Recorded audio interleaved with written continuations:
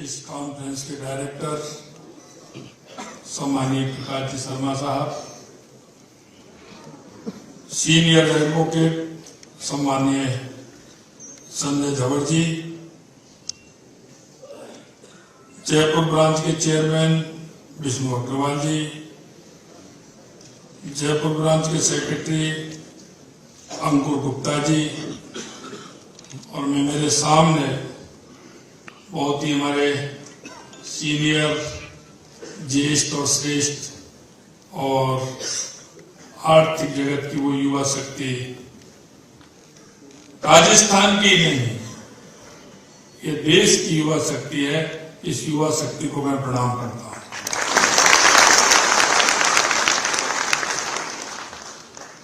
यह देश दुनिया से 2 दिवसीय राष्ट्रीय कॉन्फ्रेंस बेदा में पधारे सीएम महानुभावों को नववर्ष, लोहड़ी और मकर संक्रांति की हार्दिक शुभकामनाएं देता हूं।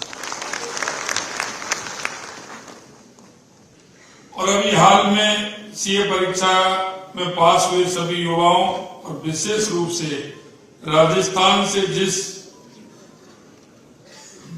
इस परीक्षा में प्रथम स्थान प्राप्त करने वाले भाई मधुर जैन, तीसरा स्थान प्राप्त करने वाले टीकेंद्र कुमार सिंगल जी, ऋषि मल्होत्रा जी, और मेरिट में स्थान प्राप्त करने वाले विनय ममतानी जी, मानसी गुप्ता जी, तुषार जैन जी को भी मैं बहुत बहुत बधाई देता हूं।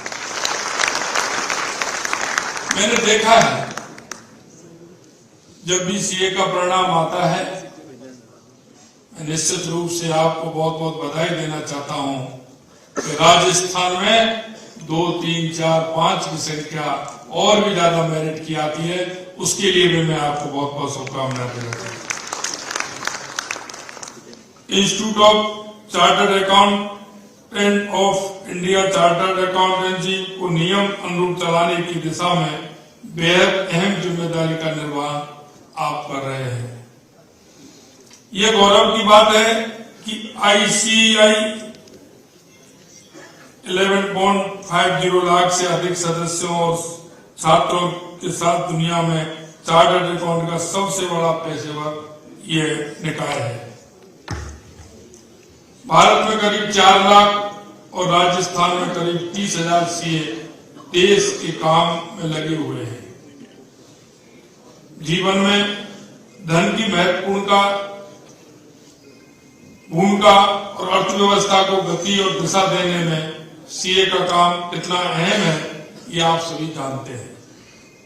मेरा मानना है कि जिस तरह से डॉक्टर नागरिकों के स्वास्थ्य के लिए आवश्यक होता है, वैसे ही सीए भी देश की आर्थिक स्वास्थ्य के लिए बहुत आवश्यक है।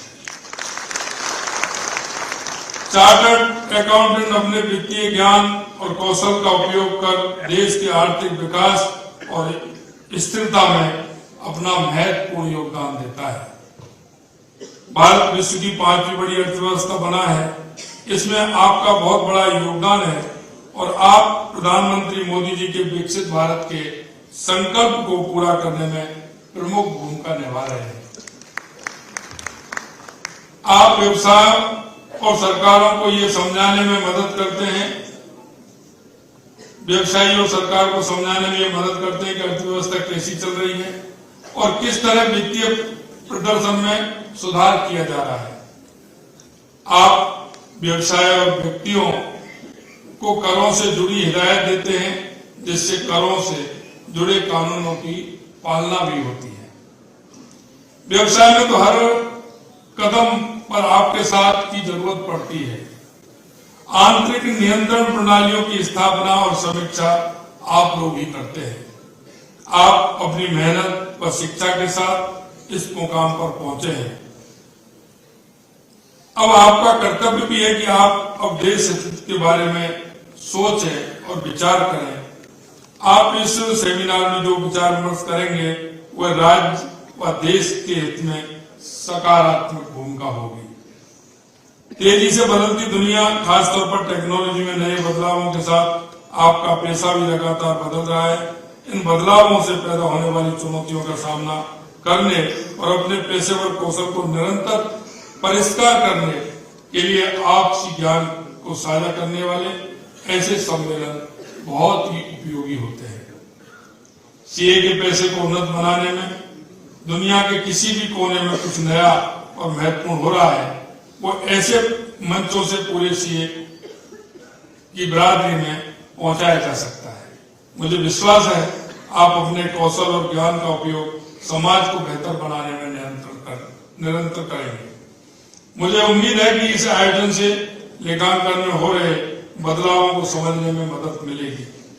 प्रदेश हित में वित्तीय प्रबंधन रोडमैप के संबंध में अगर आप कुछ सुझाव देना चाहें तो उनका स्वागत है।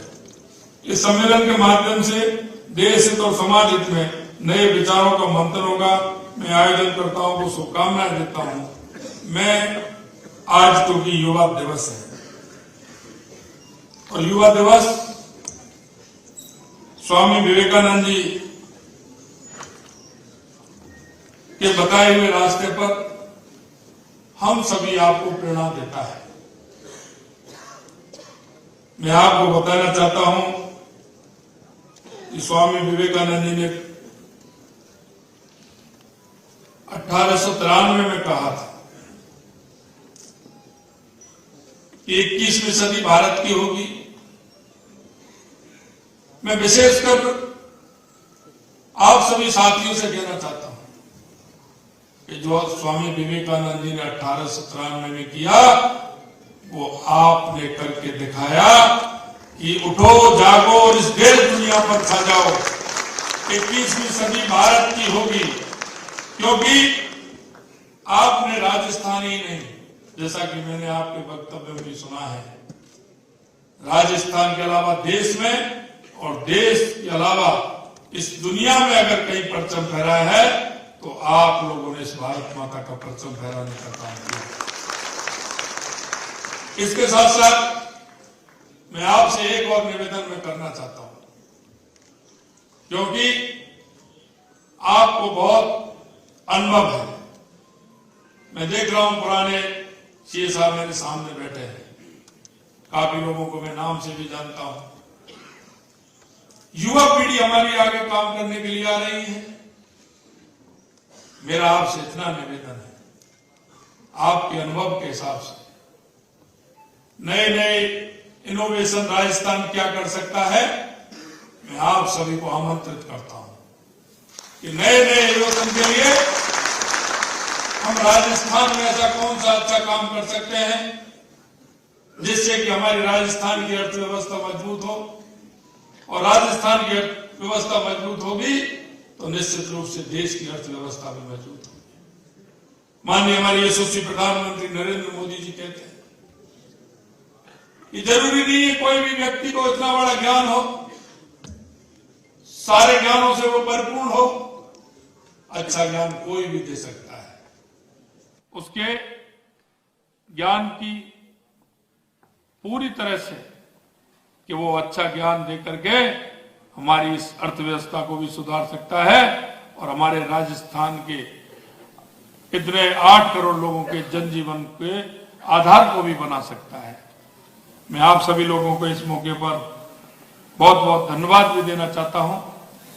और मित्रों, ये युवा है, मुझे बड़ी खुशी हुई कि राजस्थान से मैंने प्रथम आने वाले को बधाई भी दी कि आप जिस बेड़े में हो वो देश की अर्थव्यवस्था को तो सुधारेगा, लेकिन जो हम कहते हैं कि हमारी पूंजी, जैसे राजा के बारे में कहते हैं कि जब कर लगते थे तो ऐसे लगता है जैसे मधुमक्खी किसी फूल से शहद चुनती है।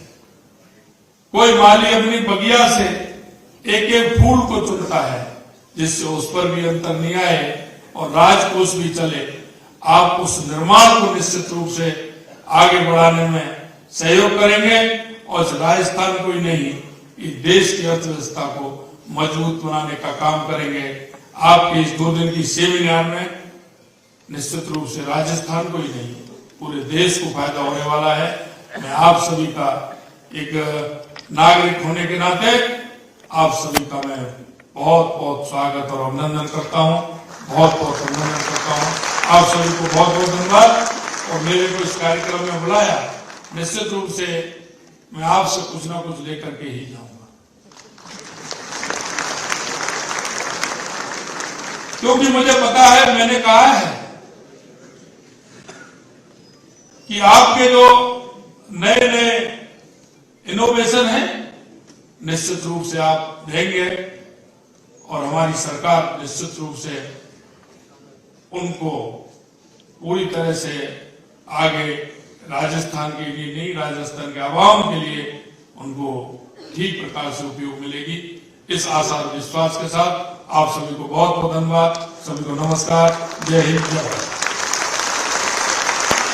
बहुत बहुत धन्यवाद सर। एक बार पुनः सबसे रिक्वेस्ट करूंगा कि खड़े होकर फिर से हमारे माननीय मुख्यमंत्री जी का अभिवादन करें।